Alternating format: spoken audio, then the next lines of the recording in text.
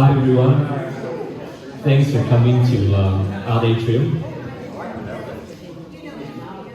So, first of all, I'd like to acknowledge the traditional owners of the land, the Grigo, Bijigo, and Gadigal people of your nation, and pay respect to elders past and present, and also emerging. So, this is a really exciting day because it's the first time that we have Jeffrey Samuels having a solo exhibition in this gallery. Quite a number of years ago, I think probably about 2011, when our gallery was at Bondi Junction, we did have an exhibition from Umali, who was organized through Bronwyn Bancroft, who is with us today. And I think Jeffrey was part of that exhibition, but it's the first time that Jeffrey is having a solo exhibition here. And he's got a very interesting body of work, which a lot of them are inspired by his trip to China at the time. But to open this exhibition, we've got Djon Mundine, who needs no introduction. Djon is a curator, writer, artist, and an activist. So Djon has known Jeffrey for quite a while, and in fact, I think it was last year, Jeffrey had a bit of a retrospective at Umali, and Djon Mundine also opened that exhibition. So I'd like you to put your hand together to welcome Djon Mundine. Thank you, Simon, and thank you all for coming on Saturday afternoon to be here. I know Canterbury playing down the road a bit, but anyway, we're here.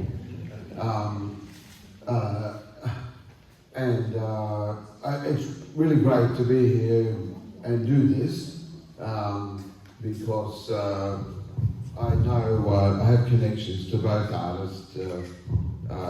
Jeffrey, I've known since he was almost at art school. I think he just graduated. Jeffrey, yeah. And in fact, this work here that was familiar to me, but it was part of an exhibition that I did about 2009. I did an exhibition at Campbelltown Art Gallery called Aboriginal Art in the Premier State. And the point was, this is called the Premier State. It's the first of the first.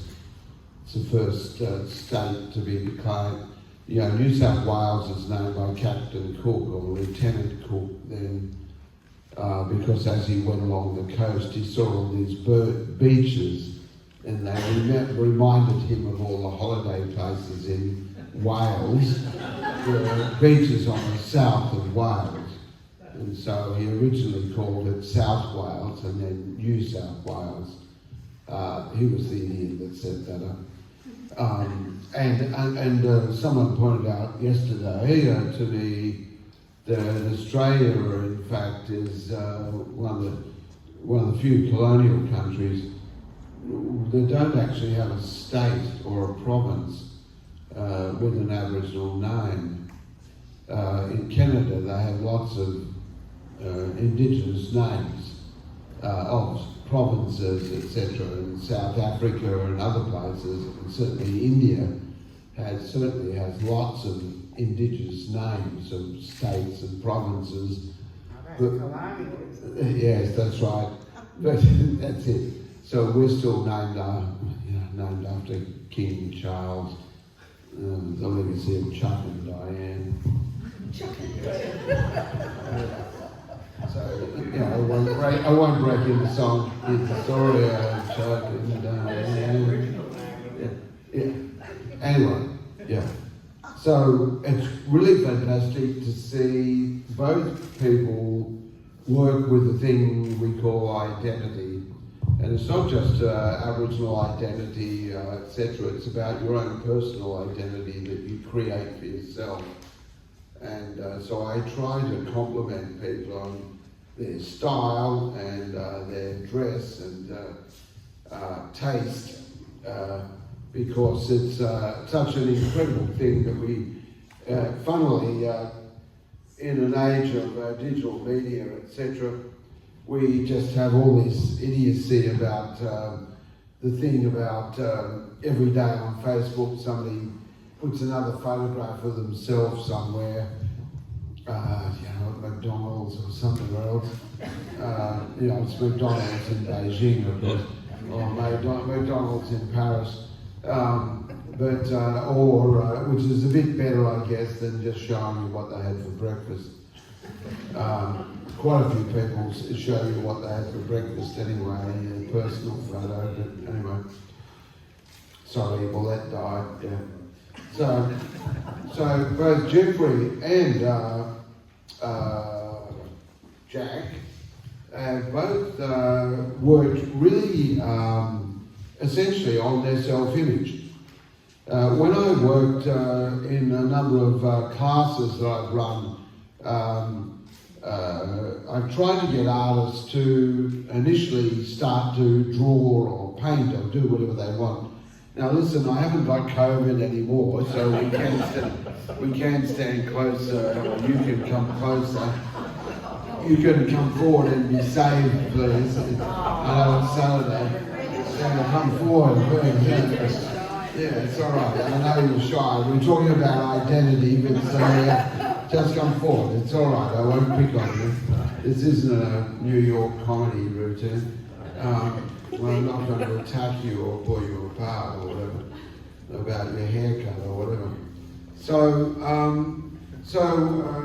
one of the effects Jeffrey was just commenting on about colonialism was the diminishing of running people down. And you colonise a place, you call people primitive people, primitive ideas, people that supposedly don't have abstract thought, they don't think at all, they don't name, their systems of social living are totally off the planet. So in fact, when British people came to what we call Sydney now, they just named everyone as being primitive beings of some sort, and they were like trees or plants or some weird animal that you could just get rid of. So they immediately, it's interesting, and it's 2024, this year, another Aboriginal artist, Archie Moore, who also lived in a very remote little, what I kept saying, a little shit town somewhere, but in fact it's actually a very big tourist place now in the Darling Downs. It's a garden city. It was where he grew up and developed himself, but he lived on the edge of town. He and his family were Aboriginal, but they struggled to define their identity and claim it. So they lived in poverty on the edge of that town. They were what you would have called in American TV shows poor white trash. And they were of mixed descent, and mixed descent wasn't honoured or, thought of as being incredibly a beautiful thing. Everyone in this room is of mixed descent. You're all of mixed descent of one kind or another. And yet that beautiful thing of being what is added to a society of taking other people in is not thought in the power plays of Western colonial society as being part of that. So when I worked in prisons, that's one of the biggest problems in working in prisons, is to get people to think we are something, we are meaningful, we are sentient beings, we do feel, we do imagine, we do are creative, we can think about the world in a positive way. we are somebody.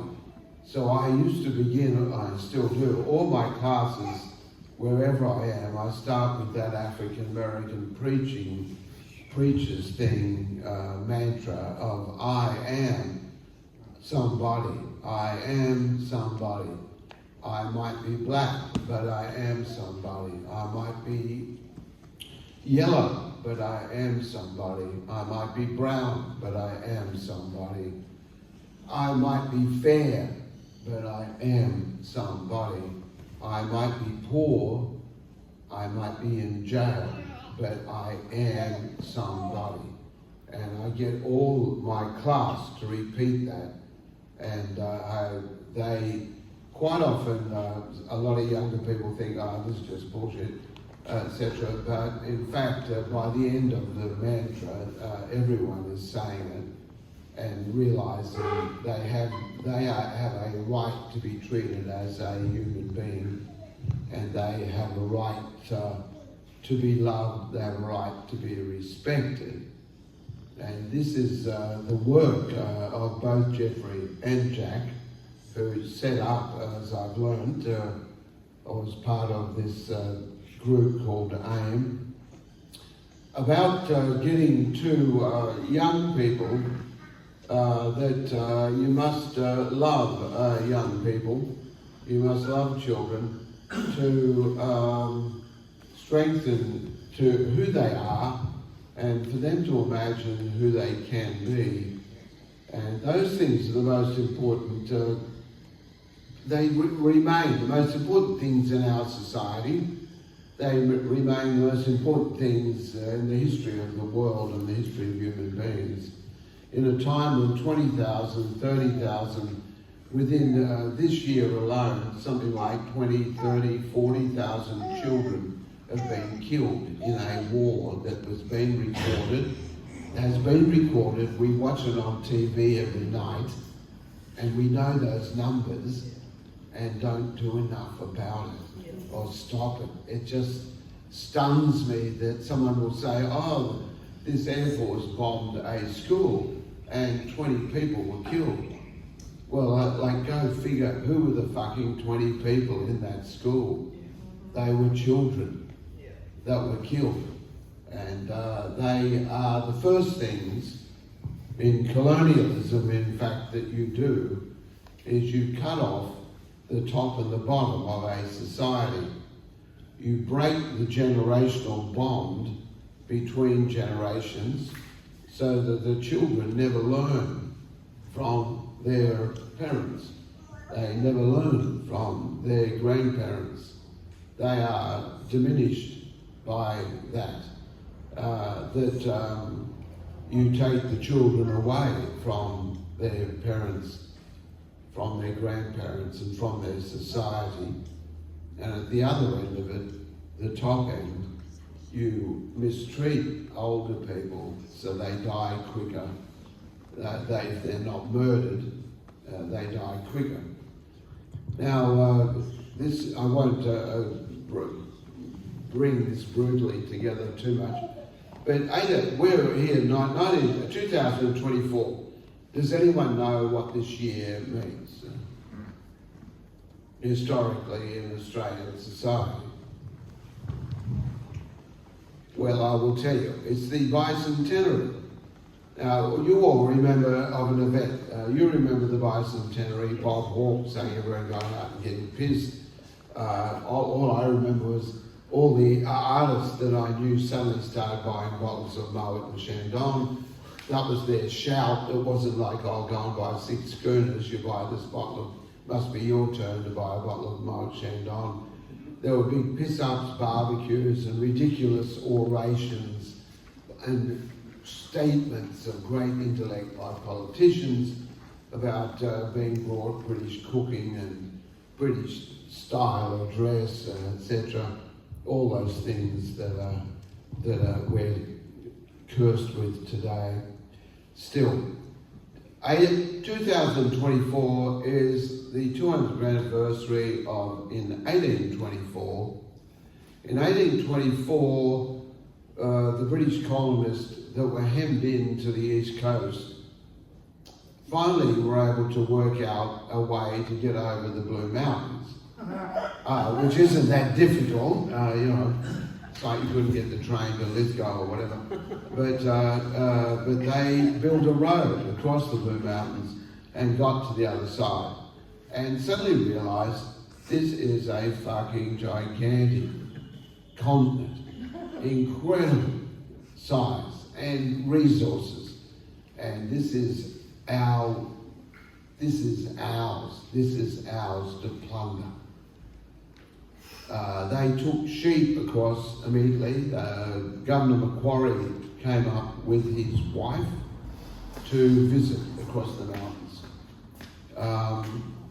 What happened was, with the sheep, etc., the Aboriginal people, the places they set up on Bathurst was a place by a river where lots of Wiradjuri people just happened to live. It was a great place to live. There was lots of water, lots of food there. That's what they were there. So when all these other animals arrived, they started to eat those sheep. And when other people interfered with that, they then had fights with them and started to defend their land and their property and kill them. In 1824, Governor Macquarie made a declaration of martial law because these Aborigines were interfering with the invasion of their country. Martial law declaration means all Aboriginal people were made outside the law. British law did not apply to them. Us, not them, us. And therefore, you could shoot an Aboriginal person on suspicion. If you saw someone approaching you, you could just shoot them on suspicion on sight. There'd be no come back, oh, I thought they were attacking me. That's the end of the story. You just shoot them. People started to shoot people in hundreds and then thousands and thousands. Such that 10 years, by the end of that year, Governor Macquarie had to suspend the declaration of martial law because the numbers of people being killed was just becoming morally indefensible. 10 years later, about 1834, there was a report to British Parliament that if this killing went on further, kept going, Aboriginal people would be exterminated. And the history of the British civilization would be marked with this immoral stamp that they exterminated a whole race of people. And that just meant, and then that's why you get a thing, the only one time when people were taken to court for murdering Aboriginal people was the Mile Creek Massacre.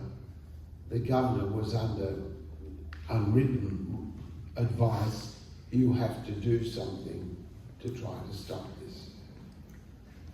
Now, all Aboriginal people have been marked by that as a subjugation. Yep. We feel we are put down, not because we don't know which knife and fork to use or our style or taste, but just the fact we exist. To be Aboriginal is a crime, still, it would appear. These artworks are about, I am somebody, this is me, I am somebody, I can speak and represent myself.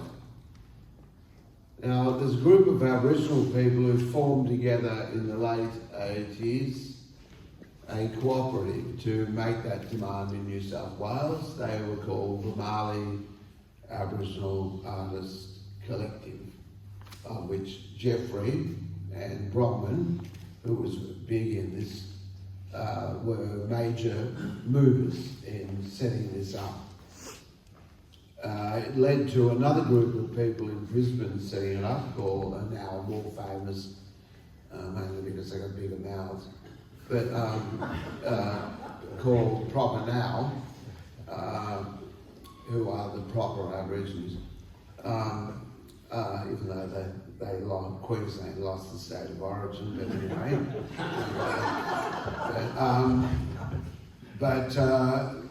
One of them, Gordon Hookey, said something very profound. He said when he went to art school, he was told, if you can get up in the morning and look in the mirror and paint what you see and represent what you see, everything else in your life will appear to be easier, and in your art career will be just so much, 1,000,000 times easier once you've broken through that barrier. So when I did work in Goulburn Jail, Long Bay Jail, etc., I would try to ask people to paint themselves, to paint their own image. Jeffrey does it here and there in numerous ways, and Jack is his whole reason for his art career and his social project is to give children the effect of saying, I am somebody, I am a person, and this I know. When I tried to put those words in a public artwork in Bondi Beach, on Bondi Beach near the children's pool, part of it was a number of images of whales, etc., and water, but one of them was this set of words, I am somebody, I might be small, I might be a child, I might be brown, I might be black, but I am somebody. The mayor told me this painting has a lot of black in it, and she said, well, I'm Greek, you couldn't make it a blue colour. And that was one of the key elements of why we were the only last person. All the other artists had been thrown out of the competition, not because we did that ourselves, they picked us to be the people, but our project was in a black colour. But it couldn't, therefore, it had to be blue, a happy colour, as against black, you know, that black, of course, blacks are never happy, blacks are never whatever, never happy, never musical or ironic or whatever, or comedians, I don't know what they make of Lenny Henry and other comedians, but, so a black American be the president of America, but obviously I know whether Barack Obama wore a lot of blue, but that was something that happened. Now I've talked too long. The main people here are Jack and Jeffrey. They are the people we come here to look at and listen to, not my comedy routine. But just remember that when you say, we've just had a referendum, you know, we supposedly lost, or whatever you call it, I don't know how you lose things like that. They're under the cupboard somewhere, I don't know, I left them there. But we're in a stage where we've got to start to think, how do Aboriginal people keep our memory of who we are positively? How do you survive all of that and still think, I'm a human being, I am somebody, I have rights under the law as much as anyone else? So Jack and Jeffrey are both doing this through their art, and they're the people, you should talk to the primary voice. They're both here, and Not that they're in primary, like in primate, like I am. But Jeffrey's got something to say.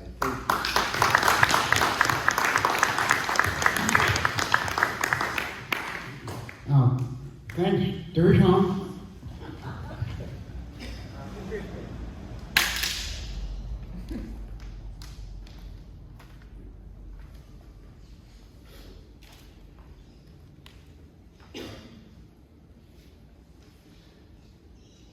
Thank you. Hey, thank you for that. I'll press the wrong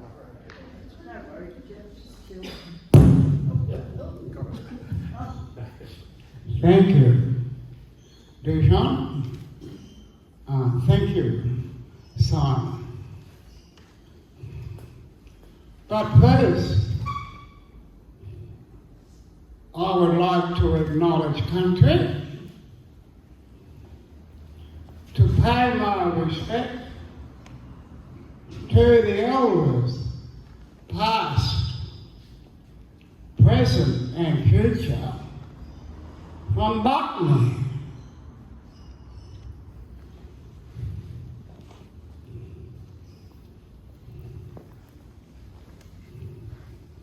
I want to acknowledge and thank Mr. Simon Chan, AM, and of Art Atrium in Botany to allow me to exhibit here.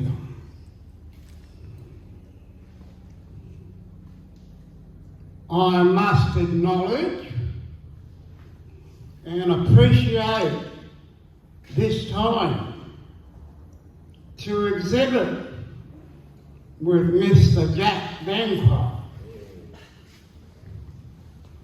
Saw him when he was growing up.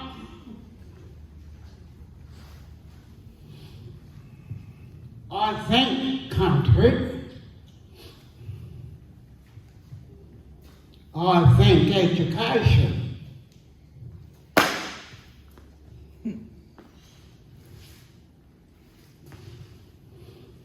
I thank the library when I was a child.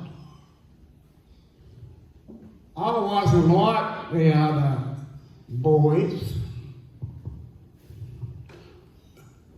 who were roped into football.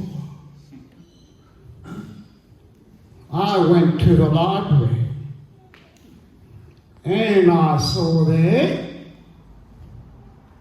a geographical magazine that showed the Great Wall of China, the bronze work of Chinese culture that had a profound influence on my education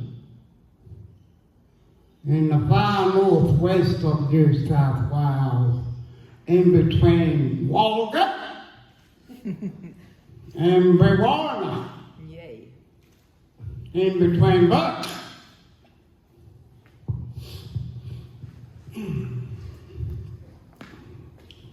Black ink.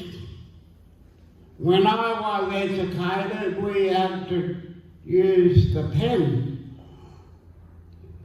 to write A, B, C, A, B, C, and I finally got to Z. But the use of the fine point pen in the inkwell was the profound influence on me in my art. Black ink, and from the books in the library, the magazine, the geographic magazine, I saw calligraphy and the beautiful art of the Ming Dynasty. I would have been, 11 or 12. And in that time I said, I'm going to go there. I'm going to go there. I wouldn't do it through sport. I would do it through art, language, and the written word. And of course, when you see things in books like the French artists, the Spanish artists, the English artists, and of course the Chinese artists, my education was truly magnificent.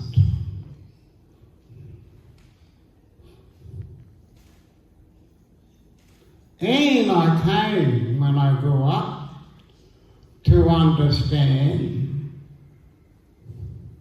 those things that you see in a book and what you read and what you hear through song and dance.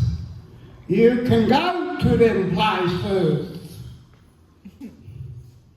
Good old. And in 2006, I went to China. And I thought I knew everything. But when I went to China and seen all those people, I just thought, goodness me. I went to America as well and saw all those people. But the magnificent thing about going to China was to see, not being told, this is what China people do, because I went actually there and saw.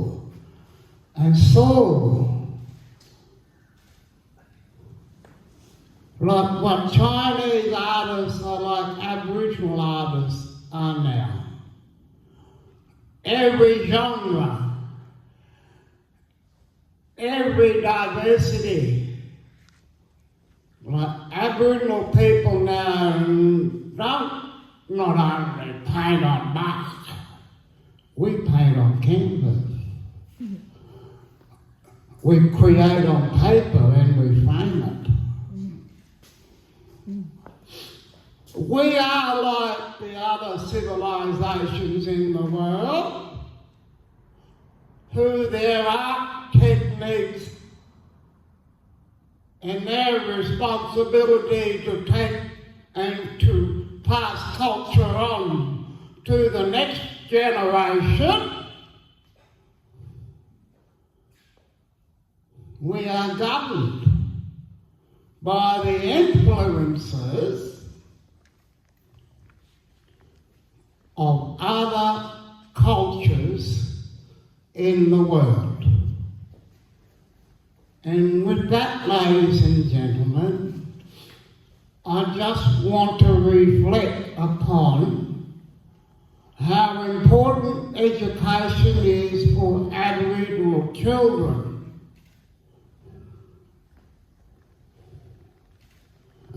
I grew up in Corinda. Going through it. Going through it. But I was educated through pictures, the possibilities.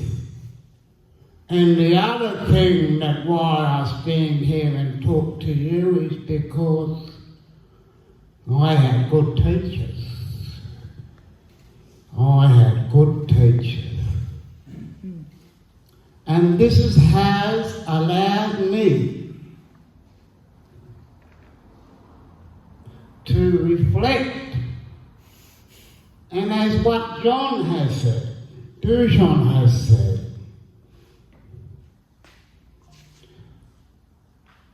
and you'll read in my statement here, I had to decolonise myself from the English, from the British, and from white Australia. Because when I was a young artist and went to the National Art School, which I am an alumni now, what education has given me is I now got two educations. I got blackfellow way, because I had to go to Bush University to decolonise myself from the assumptions that non-Aboriginal Australia was saying about my fellow citizens. And I learned prejudices are a crux, was a crux of my life. And they were trying to force me, as an Aboriginal person, to paint like them. And when you dictate, like we all know about when someone dictates to you, a dictator tells you what to do, and you should do that, and pressure you, you can't survive in this world. You've got to be like us. Why can't we share the planet?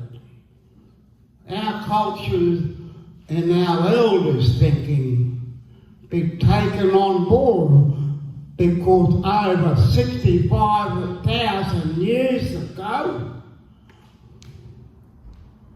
it sustained Aboriginal thinking, Aboriginal culture.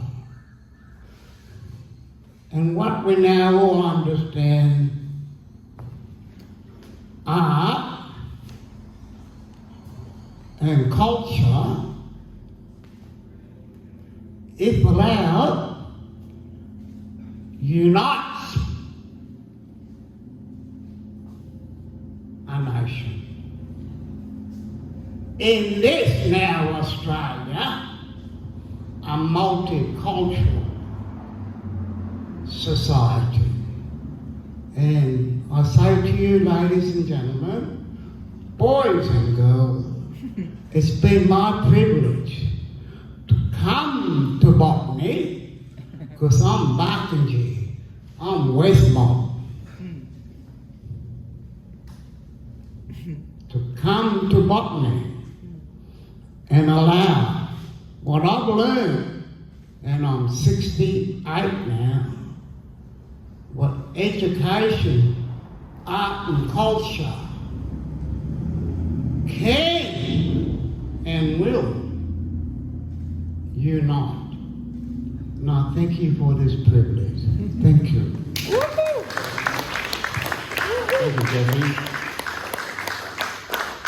I'll just quickly explain to you, because a lot of these works have Chinese characters on them. So in case you don't know what they are, I'll just briefly run through with you. This first one, it's actually means earth. So, and this one is water, sky, and then, well, sky can also be heaven. Heaven, yeah. So I mean, it's both meanings. And then teaching me what Chinese, yeah. So and then